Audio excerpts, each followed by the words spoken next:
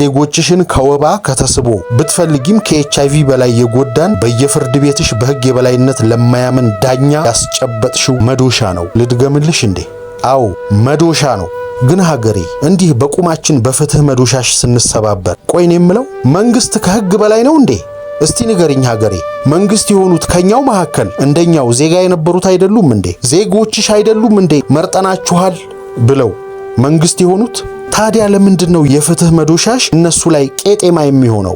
ማሳዎችሽ የተማሩ የሚቀጭጩባቸው የደፈሩ የሚያፈሩባቸው ሆኑ። እነ ዮሐንስ ደበበ፣ ጸጋዬ ስንቱ በተጠበበበት መድረክ የሥነ ጥበብን ዋጋ የማያውቁ ደፋሮች ሲያቀረሹበት ትንሽ አይሰቀጥጥሽም? እንዴት አርገሽ ነው ለዚህ ትውልድ ስብራት እነዚህን የሥነ ጥበብን ምንነት ከቁብ ያልከተቱ ነጋዴዎች በወጌሻነት የመረጥሽው?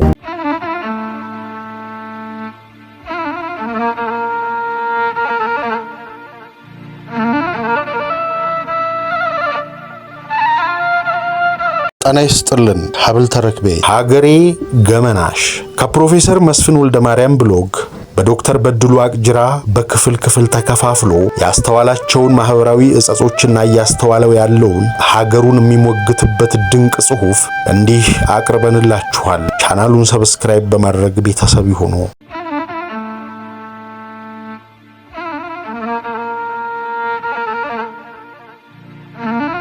ሀገሬ ገመናሽ ክፍል 1 የጎጆቻችንን ገመናስ እንሸፍንበት ገዶን አያውቅም። ድሮ በደህናው ጊዜ ኑሮ ርካሽ በነበረበት ዘመን ኑሮ ከሀገራችን እድገት ጋር እንዲህ አብሮ ሳያድግ የጋገርነውን የዘንጋዳ ቅይጥ ባሰጣነው ማኛ እርቃናችንን በሳልባጅ እንሸፍነው ነበር። ዛሬም ቢሆን እንደያቅማችን ገመናችንን እንሸፍንበት አልገደደንም። ሌላው ቀርቶ ሞሰባችን ባዶ ሆኖ የሚበላ ቢጠፋ ጦም መዋላችንን እንሸፍንበት የከራረመ ስቴኬኔ ከጥርሳችን አይጠፋም። እንደርበው ጃኬት ባይኖረን ቆዳ በሚያሻክር ብርድ ሙቀቱን እናማርራለን። አቦ የራስን ገመና ይሸፍኑበት መች ይገዳል። ሀገሬ የገደደው ያንቺ ገመና ይሸፈንበት መንገድ ነው። ሁሉም የጎጆውን ገመና ለመሸፈን ደፋ ቀና ሲል ያንቺ ገመና እንደ አዳል በግላት ተገልብጦ አረፈው። ለነገሩማ አዎ ያስተማርሻቸው ልጆች አሉሽ።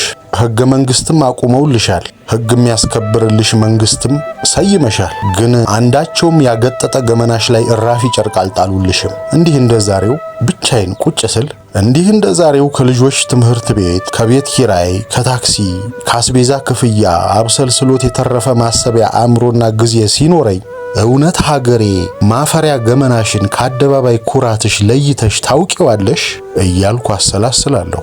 አንዳንዶች እንደሚሉኝ ግትር ተሟጋች ሆኜ አይምሰልሽ። ነቅሼ የሟገትበት ማስረጃ ሞልቶኛል።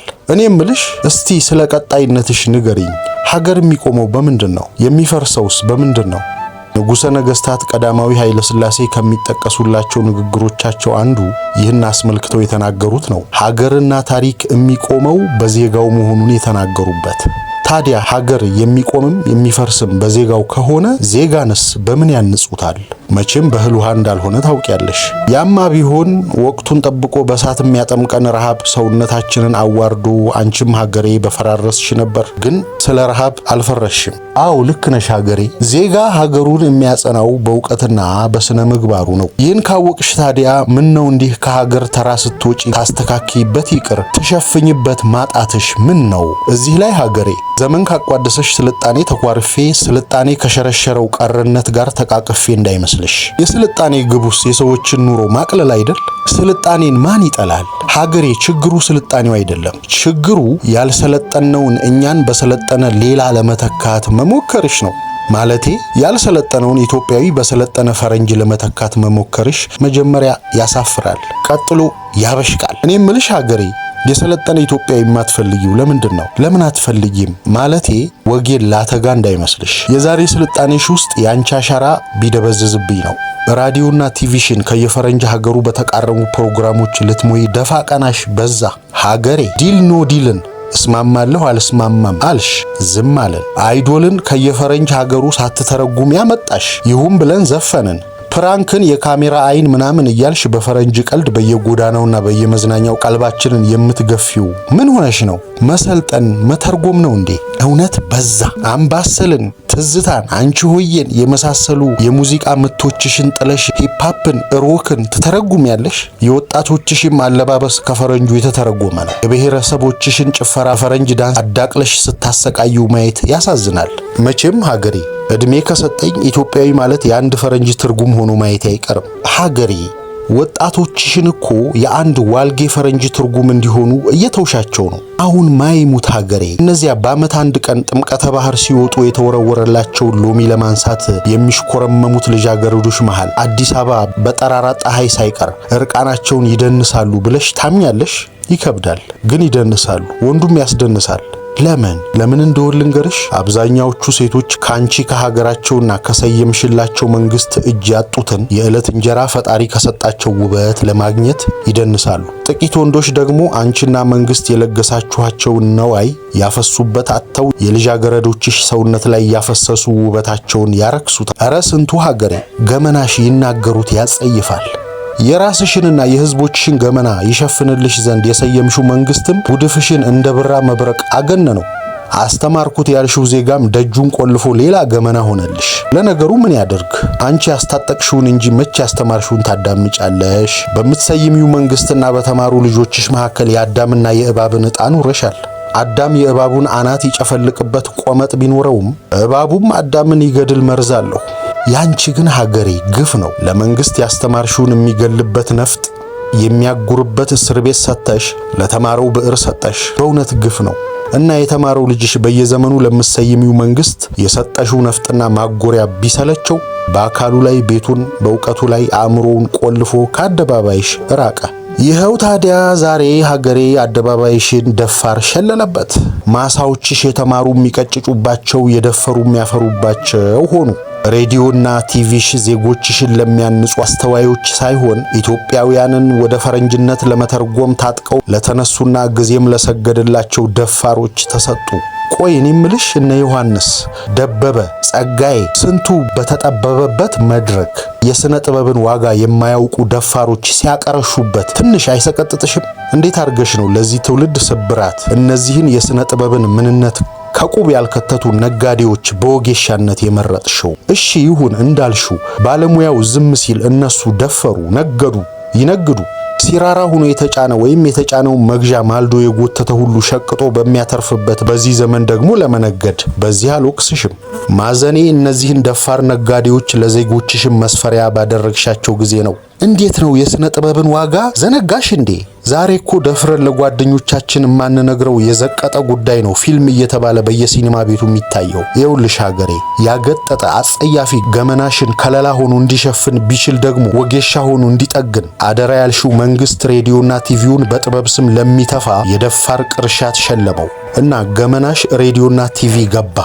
ከዘነጋሽ እስኪ በቀደሙን የገናን በዓል የኢቲቪ ውሎ ልንገርሽ። ጥበብ የጠራችው የጥበብ ሰውና ሌላው ሲጠራ ተከትሎ ሄዶ ጥበብን አስገድዶ የደፈረው ዋልጌ ተሰብስቦ አጫዋችና ተጫዋች ሆኖ ውሎውን አዋለን። አየሽ ሀገሬ አንቺ የፖለቲካ አዋቂ፣ የታሪክ ተመራማሪ፣ አንጋፋ የባህልና ወግ አዋቂ ሳይንቲስት እንደሌለሽ ቲቪሽን ደፋር አርቲስት ነኝ ባይሞላው። ልጆቻችን ከዘፋኝ ከዳንሰኛና ከተዋናይ ውጪ እሱን ሆናለሁ የሚሉት ዜጋ ናፈቃቸው። በአንድ ቅዳሜና እሁድ ባላገሩ አይዶል ዳንስና ዘፈን፣ ኢትዮ ታለንት ሾው አሁንም ዳንስና ዘፈን፣ ኮካኮላ ታለንት ሾው አሁንም ዳንስና ዘፈን እያቀረቡ የረፍት ቀኖቻችንን በፈንጠዝያ ሞሉት። ልጆቻችን ከዘፈንና ከዳንስ የዘለለ ታለንት አለመኖሩን አምነው እንዲቀበሉ የመንግስት ቴሌቪዥን ፍዳቸውን ያሳያቸዋል። አየሽ ሀገሬ ገመናሽን እሸፍን ብለሽ የበለጠ አሰጣሽው። አንዳንዴ በውስጥሽ የሚደረገውን ስመለከት ብር ብለህ ጥፋ ጥፋ የሚል ስሜት ይሰፍርብኛል። ድንቄም ሀገር እስቲ አሁን እንዲያው የሀገር ወግ ያለው ሀገር ከተወለድኩ አንድም መጽሐፍ አንብቤ አላውቅም የሚል ደፋር አርያ ብሎ ለዜጋው በቲቪ ያቀርባል። ትንንሾቹ ልጆች ምን ሲሉ እንደሰማው ልንገርሽ። ለካስ ሳይነበብም ትልቅ ሰው ይኮናል፣ ለካስ ማንበብ ጊዜ ማጥፋት ነው አሉና አረፉት። እነ ከበደ ሚካኤል የንባብና የእውቀትን ጥቅም በሰበኩበት መቅደስ ንባብና እውቀት ያልሞረዳቸው ደፋሮች ንባብ ለምኔን አዜሙበት። እውነት እልሻለሁ ያሁኑ ግን በዛ፣ ሀገሬ ሙች በዛ። ፊልሙንና ዘፈኑንስ እሺ የሚመርጥ ከተገኘ መርጠን እንመለከታለን፣ እናዳምጣለን። ካልተገኘም ይቅር ብለን በራችንን ቆልፈን ተቀመጥን። አንቺ ግን ሀገሬ በዕለተ እሁድ ከልጆቻችን ጋር በተቀመጥንበት ግራና ቀኙን አዙሮ የማያይ ደፋር ላክሽብን። እኔ ምልሽ እነሱን ጃስ ብሎ ፈትቶ የለቀቀብንን መንግስትስ ታዩ፣ አንቺ ግን አይሰማሽም? እኔ የማውቀው ምድር በፀሐይ ዙሪያ ስትሽከረከር ነው። አንቺን ማን ነው ከምድር ተለይተሽ በደፋር ነጋዴ አርቲስቶች ዙሪያ ልትሽከረከሪ የፈረደብሽ? ቆይ 80 ሚሊዮን ህዝብ አለኝ ትየለ እንዴ? ፊልሙን ከድርሰቱ እስከ ዝግጅቱ ማስታወቂያውን ይባስ ብለሽ ደግሞ ስንት ትምህርትና ንባብ የሚጠይቁ ማህበረ ባህላዊ ጉዳዮች ላይ የሚደረጉ ትምህርታዊ ውይይቶችን ሳይቀር ገንዘብና ድፍረት ለታጠቀ ደፋር አርቲስት መሸለምሽ የጤና ነው? ሀገሬ ሙች የጤና አይመስለኝም። አስሮ ጸበል የሚወስድ ጎረቤት አጥተሽ እንጂ ሀገሬ ሙች ወፍፈሻል። ደፋሮችሽን የጥበብ ብቻ ሳይሆን የእውቀትም መስፈሪያ ያደረግሻቸው እኮ። መቼም አንድ ሰው ያቅሙን ነው አንብቤ አላውቅም ያለ ደፋር የአራተኛ ክፍል ትምህርቱን አስታውሶ ስላለው ገንዘብና ስለማያውቀው ዕውቀት፣ ጠዋት ጠዋት ስለሚጠጣው ቡና አለያም ፈርምልን ስለሚሉት የዋህ የድፍረቱ አድናቂዎች ልፈላሰፍባችሁ ቢል ላይገርም ይችላል ሀገሬ። ይህን ገመናሽን ግን በሳምንት አንድ የሚመጣ ሰንበታችንን ማርከሻ ማድረግሽ እውነት ግፍ ነው። ቆይ ቲቪው ያንቺ ቢሆንስ? ልጆቻችንስ ያንቺ አይደሉም እንዴ?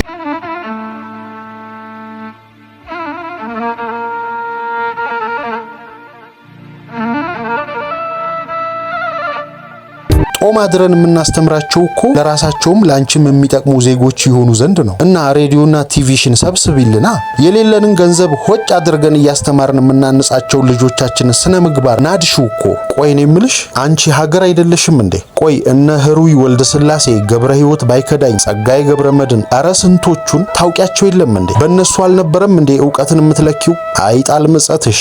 ዛሬ በማያነቡ አርቲስቶች ድፍረት እውቀትን ትለኪ ገባሽ። መጥኔ መዝቀጥ አንድ በቲቪሽ የምናየውን ሰው ለሰው የተባለውን ዘውትር ረቡዕ ማታ የሚታየውን ተከታታይ ድራማ ታውቂው የለ? በቀደም ዕለት በምሳ ሰዓት ድንገት ቲቪሽን ስከፍት ድራማው ላይ ያሉ የአንድ ቤተሰብ አባላት ተመለከትኩ። የድራማው ሰዓት ተቀየረ እንዴ ብዬ ባተኩር ጉዳዩ የቢራ ማስታወቂያ ሆኖ አገኘሁት። አየሽው አይደል ሀገሬ ጥበብን እንዴት እንዳረከሽው አውርደሽ መሸቀጫ እንዳደረግሽው። ድራማው ላይ ጠላት ያልናቸው ማስታወቂያው ላይ ወዳጅ ሆነው ጽዋቸውን ሲያነሱ ተመለከትን። እኛ በመጀመሪያ አፈርን፣ ቀጠልንና ደፋሮች የጥበብን ቤተ መቅደስ አርክሰው የጽላቷን በልተው ትእዛዛቷን ለገንዘብ ቸረቸሩት አልን። ልጆቻችን በመጀመሪያ ግራ ተጋቡ፣ ቀጥለው በማስታወቂያና በድራማ መካከል ያለውን ግንብ አፈረሱ። ሀገሬ ነውር እኮ ገመና የሚሆነው ተሸፋፍኖ ተደብቆ ሲቀመጥ ነው። ያንቺ ግን ቅጣጣ ገመናሽ ነው ብለን በየጎጇችን የምናንሾካሹከውን ነውርሽን እንዲህ ዝቀሽ ቲቪ ላይ ታሰጪው። በቀደም ሳት ብሎኝ ለመጀመሪያ ልጄ ብቻ የፈረንጅ ሸራ ጫማ ገዝቼ ገባሁ። ያለ ወትሮዬ ማለቴ ለወትሮ ገበያ የምወጣው ሁለቱንም ልጆችን ይዤ ስለነበረ ነው። ታዲያ ያን ለታ ማታ ትልቋ ልጄ ጫማውን ስትለካ የታናሽ እህቷ አይን ከሚለካው ጫማ ጋር ሲንከራተት ተመለከትኩ። ወይም የተመለከትኩ መሰለኝ። ከወደድሽው ላንቺም ይገዛልሻል አልኳት፣ የትንሿን ልጄን አይን እየሸሸሁ። በውስጤ አድሏዊነት ተላወሰ። በልጅቷ ህሊና ውስጥ ይህ ስሜት እንደማያድር ባውቅም የኔን ሐሳብ ግን ቶሎ ላስወግደው አልቻልኩም። አየሽ ሀገሬ እንኳን ህዝበ አዳምና ሔዋንን በኩልነት ቤት ሆኜ አኖራለሁ የሚል ሀገር አንድ ተራ ምስኪን ወላጅ እንኳ በጎጆው አድሏዊነት እንዳይሰፍን ይጥራል። አንቺ ግን ሀገሬ ዝሆንና ጥንቸል እያፋለምሽ ለአሸናፊው ታጨበጭቢያለሽ፣ ትሸልሚያለሽ። መቼም ማንም ቢሆን የአደባባይ ውበቱን እንጂ የጓዳ ጉድጓዳ ገመናውን ሲነግሩት አይወድምና አንቺም ከአደባባይሽ ጀርባ መዝለቄ እንደማይጥምሽ አውቃለሁ። አደባባዮችሽማ ለዜጎችሽ የጋራ ፍትሃዊ መኖሪያነትሽን ይመሰክሩልሻል። መቼም የዜጋ ሁሉ እኩልነት የሚረጋገጠው በሕግ ፊት ባለው እኩል መብት አይደለ? ይህ ደግሞ ከገጠር ቀበሌሽ አንስቶ እስከ መዲናሽ ባሉ አደባባዮችሽ የሚታይ ነው። የወረዳ ፍርድ ቤት፣ የዞን ፍርድ ቤት፣ የክልል ፍርድ ቤት፣ የፌዴራል ፍርድ ቤት፣ ከዚህ በተጨማሪ ጠቅላይ ፍርድ ቤት፣ ሰበር ሰሚ፣ የፍትህ ቢሮ፣ ይሄ ሁሉ አደባባይሽን ያደመቅሽበት የዜጎችሽን እኩልነት ማስጠበቂያ ተቋም ነው። ሀገሬ እንደው ለመሆኑ በእነዚህ ተቋማት ምን እያረግሽ እንዳለሽ ታውቂዋለሽ? እኔ አንዳንዴ ሳስበው ፍርድ ቤቶችሽና የፍትህ ተቋማቶችሽ ለዜጎች እኩል ያለ መሆናቸውን የምታስተዋውቂበት ስፍራ ይመስለኛል። ይሄን ስትሰሚ እንደምትቆጭ ያውቃለሁ። ገመናው ሲሸፈንለት እንጂ ሲገለበጥበት የሚወድ ማን አለ? አሁን እስቲ አንቺ ህግ አቁሜያለሁ ዳኛ ሰይሜያለሁ ትያለሽ? አፍሽን ሞልተሽ አትይም። ምነው ብቲ እማኝ ጠቅሼ ሞግትበት ሞልቶኛል። አንድ ኢትዮጵያዊ ለትምህርት ውጭ ሄዶ ሳለ በፈቀድሽው ከታክስ ነፃ መብቱ ተጠቀመና አውቶሞቢል ገዝቶ መጣ። አንቺና ያቆምሽውን መንግስት እያሞገሰ 4 ዓመት በአውቶሞቢሉ ተጠቀመና ተመልሶ ለትምህርት ሄደ። ባለቤቱ ደግሞ አሁንም አንቺንና መንግስቷን እያመሰገነች ስትነዳ አንድ ቀን በጉምሩክ አሳሽ ጓዶች ተያዘች። መቼም ለምን ማለትሽ አይቀርም። የመኪናው ሊብሬ በባለቤቷ ስም ስለነበረ አንቺ በአውቶሞቢሉ መገልገል አትችም ተብላ ተያዘች። መኪናው ታሰረ፣ አጣሪ ተቋቋመ። አጣሪው አጣርቶ ባለመብቱ ባለቤቷ በመሆኑ በአውቶሞቢሉ መጠቀም መብቷ ነው ብሎ ሪፖርት አቀረበ። ኮፒው ደግሞ ለሴትየዋ ደረሳት። ታዲያ ሀገሬ ጉዳዩ የቀረበለት የጉምሩክ ባለስልጣን ቀረጡን ትከፍያለሽ አላት። ተያይዞ የቀረበውን ሪፖርት ተመልክቶት እንደው ጠየቀችው። አለመመልከቱን ቢመለከተውም እንኳ ሪፖርቱ እግዚአብሔርም ቢመጣ መክፈል እንደማያስጥላት ካልከፈለች መኪናዋ ጉምሩክ ውስጥ እንደሚታሸግባት ነገራት። ሀገሬ ሴትየዋና ባለስልጣኑ ሁለቱም ያንቺ ዜጎች፣ ሁለቱም ኢትዮጵያዊ ናቸው። ቆይ ሕግሽ ላይ አንድ ኢትዮጵያዊ የሚለው ሐረግ ማንን አስበሽ ያሰፈርሽው ነው? እና ሴትየዋ 54,000 ብር ከፈለች። ከመክፈሏ በፊት ግን ሀገሬ ሙች አልቅሳ ለምነዋለች። ከእግዚአብሔር በላይ ያስቀመጥሽውን ዜጋ መለመን እንጂ ምን መፍትሄ አለ? ባለቤቷ ይሄን ሲሰማ መጀመሪያ ያዘነው ባንቺ አይደለም፣ ባስቀመጥሽው ባለስልጣን ትዕቢትና ድንቁርና ተደነቀ። ሕግ ፊት አቅርቦ ባለቤቱ በሕግ የተሰጣትን የሚጥስበት ከሕግ የከበረ መብት እንደሌለው ሊያሳየው ባለስልጣኑን ሕግ ፊት ሊገትረው ከአውሮፓ ሲበር መጣ። ጠበቃም ቀጠረ። በቀጠሮው ቀን እሱና ጠበቃው ማልደው ፍርድ ቤት ደረሱ። ተከሳሽ አልቀረበም። የመስሪያ ቤቱ ጠበቃ እንኳን አልቀረበም። ዳኛዋ ሌላ ቀጠሮ ሰጡ። በቀጠሮው ቀን የቀረበ የለም። ዳኛዋ ባለስልጣኑ ፍርድ ቤቱን ማዋረዱን ከአንዴም ሁለቴ በቀጠሮ አለመቅረቡን ከምንም ሳይቆጥሩ ፍርዱን ገመደሉት። ባለስልጣኑ ትክክል መሆኑን፣ ሴትየዋ መያዛቸው፣ ገንዘቡንም መክፈላቸው አግባብ መሆኑን ፈረዱ። ሀገሬ ያ ከአውሮፓ የፍትህ ጥማት ሲያበር ያመጣው ሰው በፍትህ መዶሻሽ የተጨፈለቀ ዜግነቱን ይዞ ወደ አውሮፓ ተመለሰ።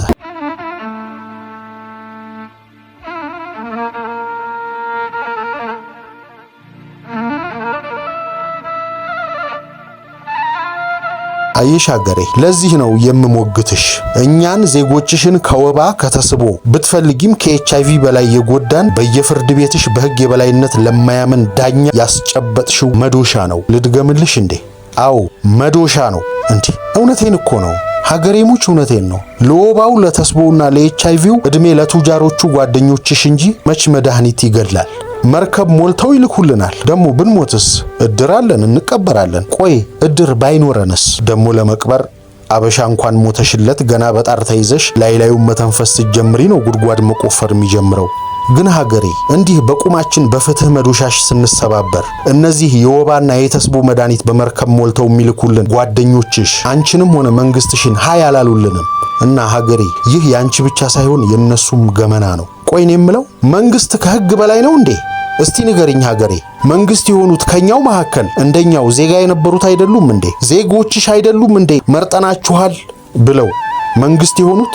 ታዲያ ለምንድን ነው የፍትህ መዶሻሽ እነሱ ላይ ቄጤማ የሚሆነው? ይኸው ባንቺ ውስጥ ከልጅነት እስከ ዕውቀት ስኖር መንግስት ከሳሽም ተከሳሽም ሆኖ ሲረታ እንጂ ሲፈረድበት አይቼም ሰምቼም አላውቅም። ሳቅሽ ምን ያስቃል ሀገሬ? በእርግጥ ገንዘብን ወይንም ደግሞ ሌሎች ቀለል ያሉ ጉዳዮችን በተመለከተ አንድ ሁለት ፋይሎች በመንግስት ካሳ ከፋይነት እንዲዘጉ አድርገሽ ሊሆን ይችላል። ይህን ተይውና እውነት ሀገር ከሆንሽ እስቲ በሰብአዊና በዜግነት መብት ጉዳይ መንግስትን ከሶ ያሸነፈ አንድ ዜጋ ጥሪልኝ። ኧረ ጉደኛ ነሽ ሀገሬ። እኔ ምልሽ የህግ ትምህርት ቤት ምናምን ምን ያደርግልሻል? ለምን 5 እና 6 ዓመት ህግ ታስተምሪያለሽ? ለኛ ለዜጎችሽ ያቆምሽው ህግ እንዳይዛነፍ በየፍርድ ቤቱ ያስቀመጥሽው መዶሻ አናታችንን እያለ ቅስማችንን እየሰበረ ከዜግነት ተራ እንዳያስወጣን አይደለም እንዴ? አንቺ በሀገሬ ህግ እንኳን መርጠኸኛል ያለ ባለስልጣንና መንግስት ቀርቶ ኢየሱስ ክርስቶስም ቢሆን ኢትዮጵያዊ ነኝ ብሎ አብሮኝ ቢኖር በህግ ፊት እኩል ነን። አቦ ሀገሬ በፍትህ ስም የምትሰሪው ግፍ በዛ። የምር በዛ። የህግ ትምህርት ቤቶችሽን ዝጊና ዳኛ ለምታደርጊያቸው ዜጎች እንዴት የባለስልጣንና የመንግስትን የስልክ ትዕዛዝ ተቀብለው ተግባራዊ ማድረግ እንዳለባቸው 1-2 ሳምንት አሰልጥነሽ በቃ። እኔ አንዳንዴ ሳስበው ያ ታከለ የሚመኘውን ምኞት እኮ ሁላችንም ልንመኘው ነው። ሀገሬ መቼም ታከለን ታውቂዋለሽ። ለነገሩ አንዳንዶቹን አውቀሽ ችላት ያቸዋለሽ እንጂ አንቺ ዜጋሽ መቼ ጠፋሻል? እሱም አንዱ ፍትህ መከበር አለበት፣ ያለ ህግ የበላይነት ሀገርና ህዝብ አይቆምም ባይ ነው። ታዲያ ይኸውልሽ ከዓመት ተመንፈቅ በፊት የቢፒአር አሰራሩን ተቃውመሃል ተብሎ ከስራ ታገደ። 2 ወር ያለ ስራ ደሞዝ በላ። በ3ኛው ወር ደሞዙ ቆመ። ኃላፊውን ሊያነጋግር ሄዶ የሥራ መልቀቂያ ደብዳቤውን ተቀብሎ መጣ። ታዲያ ያን ሰሞን እቤት የመጣና ገንዘብ አበድረኝ ሲለኝ ያው እንደ ወትሮ ወር መዳረሻ ገዶት ይሆናል ብዬ ስንት መቶ ስለው 7000 አይለኝ መሰለሽ። መስሪያ ቤቱን ሊከስ እንደሆነም ነገረኝ። ገንዘቡን ለጠበቃና ለአንዳንድ ተጨማሪ ወጪ ፈልጎ ነው። ባንክ በቆጠብኩት 2000 ብር ላይ ከባለቤቴ ቤተሰቦች 5000 ተበድሬ ጨምሬ ስሰጠው ይቅርብህ፣ የመስሪያ ቤቱን ባለስልጣን የሾመው መንግስት ነው። መንግስት ደግሞ ከሶም ተከሶም ይረታል። ሰማይ አይታረስ ንጉስ አይከሰስን አስብ። ቃሉ ቢለወጥም ያው መንግስት ማለት ንጉስ ነው ወዳጄ። ቀበሌ፣ ወረዳ፣ ዞን፣ ክልል መስሪያ ቤቶችና መንግስት ያላቸው ልዩነት የተዋረድ ብቻ ነው አልኩት። አልሰማ ብሎ ፋይሉን በወረዳ ፍርድ ቤት ከፈተልሽ። በወረዳ ፍርድ ቤትሽ የክስ ፋይል በከፈተ በ4 ወሩ የውሳኔውን ወረቀት አምጥቶ አሳየኝ። ሀገሬ ሙች ልሻለሁ። ገረመኝ። አራንቺ እኮ ትገርሚያለሽ። የፍርድ ቤቱ የፍርድ ውሳኔ ከማህተሙና ከፊርማው ልዩነት በቀር ያው የተባረረበት ደብዳቤ ግልባጭ ነው። አዘነ። ሀገሬ ሙች አዘነ።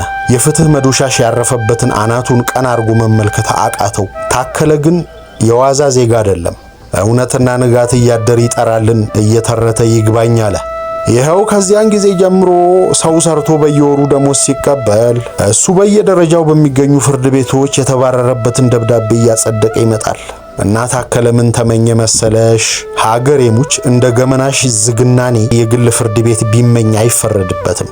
አንድ እሁድ ቀን አንድ ካፌ በረንዳ ላይ ተቀምጠን ማኪያቶ ስንጠጣ ከመንገዱ ባሻገር ያለውን የግል ሆስፒታል እየተመለከተ በህይወት ዘመኔ ማየት የምመኘው ምን እንደሆን ታውቃለህ አለኝ። ምን አልኩት። ቁብም አልሰጠሁትም። እዚያ ህንጻ አናት ላይ በግል ሆስፒታል ስያሜ ምትክ ብርሃን ከፍተኛ የግል ፍርድ ቤት መለያችን ይግባኝ አልባ ፍርዳችን ነው የሚል ተጽፎ ማየት። ሀገሬ ሙች አያስቅም። ደግሞ ሰው እንጂ ሀገር ሲስቅም ሲያለቅስም አያምርበትም። አትገልፍጪ ዝም ብለሽ። እውነቱን እኮ ነው። በመንግስት ፍርድ ቤት መንግስትን መርታት ካልተቻለ ለምን በግል ፍርድ ቤት አይሞከርም? በቃ ሀገሬ አንቺም የፍትህ ገመናሽን መክላት ካማረሽ በቃ የግል ፍርድ ቤት ክፈች እና የመንግስት ፍርድ ቤቶች በዜጎችሽ መካከል ያለን ክስ ይመልከቱ። በማንኛውም ሁኔታ በመንግስትና በዜጋ መካከል ያለን ክስ ደግሞ በግል ፍርድ ቤት እንዲታይ አድርጊ። ያኔ የዜጎችሽ አናት መንግስት ለዳኞችሽ ባስጨበጣቸው መዶሻ አይደለድምም። ዜጎችሽ ቀና ብለው ይሄዳሉ። ስለ ፍትህ ስርዓትሽም መልካሙን አብዝተው ይናገራሉ። ከሁሉ በላይ ደግሞ አንቺ ደስ ይልሻል። አንቺ ደስ ሲልሽ ደግሞ እኛም መልሶ ደስ ይለናል አይደል? ስለ ፍትህ ገመናሽ ስናገር የሰሙ አንዳንድ ዜጎችሽ እንዴት ሰው ከሰው ገመና አልፎ የሀገርን ገመና አንድ ሁለት እያለ ያብጠለጥላል እያሉ ያብጠለጥሉኛል። እኔ ምን ተዳይ ሀገሬ፣ አንቺ ራስሽ ገመናሽን መች ሸፈንሽውና እኔ እኮነናለሁ እንዴ? የምር እኮ ነው ምልሽ። ገመናሽን እንደ ጋለሞታ ደጃፍ ገልጠሽዋል እኮ።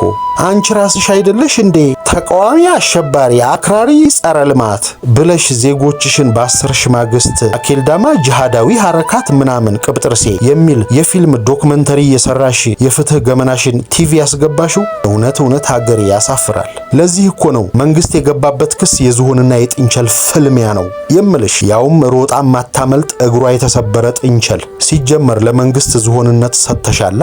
ጠመንጃ አለው፣ እስር ቤት አለው፣ ቲቪ አለው፣ ሬዲዮ አለው፣ ዳኛ አለው፣ ቃቢ ህግ አለው። ይሄ ሁሉ ካለኝ ደግሞ እኔም ብሆን ዝሆን መሆን አያቅተኝም። ተቃዋሚ፣ ሽብርተኛ፣ ጸረ ልማት፣ አክራሪ ተብሎ የተመረጠው ደግሞ ጥንቸል ነው። ጥንቸል ከዝሆን ቢፋለም እድሉ አንድ ነው፣ ሩጦ ማምለጥ። ኧረ አንቺ ግን ሀገሬ ጥንቸሎችሽ በፍትህ ስርዓትሽ ሮጠው ነፃ የሚወጡበት የመርፌ ቀዳዳ የምታህል ቀዳዳ እንኳን እንዳትኖር ክሳቸው እንኳ ወጉ ተነቦላቸው የእምነት ክህደት ቃላቸው ሳይሰማ እንዴት እንዳከረሩ እንዴት እንዳሸበሩ ፊልም ሰርተሽ በቲቪ ትለቂዋለሽ። በፍትህ አደባባይ ሮጠው እንዳያመልጡ የጥንቸሎችሽን እግር ስብርብር አደረግሽ ማለት ያኔ ነው። ኧረ በእውነት ይዘገንናል። አባቶቻቸው ተጠርጥረው ከተከሰሱበት ወንጀል ነፃ የሚወጡበትን ቀን የሚናፍቁ ልጆች እናቶቻቸውን፣ ጎረቤቶቻቸውን አስቢ እስኪ። አንቺ በእነሱ ቦታ ብትሆኝና ፍትህን ያስከብርልኛል ያልሽው መንግስት በተጠረጠሩብሽ ላይ እንደዚህ ያለ ፊልም እያቀረበ የፍትህን ጽንስ ለውርጃ ሲዳረግ ብትመለከች ምን ትያለሽ? ምንስ ታደርጊያለሽ? ዳሩ አንቺ ሀገር እንጂ ዜጋ አይደለሽም። ዜጋስ ብትሆኝ እግሮቿ የተሰበሩ ጥንቸል ሆነሽ መታገል ከማይሰለቸው ዝሆን ፊት ብትቆሚ እጣሽ ምንድን ነው? አቦ ሀገሬ ተይኝ። ገልጠው የማይጨርሱት ገመና አድሎሻል። ቀጣይ ክፍሎች ሀገሬ ገመናሽን በነገው ዕለት ይዘንላችሁ እንቀርባለን።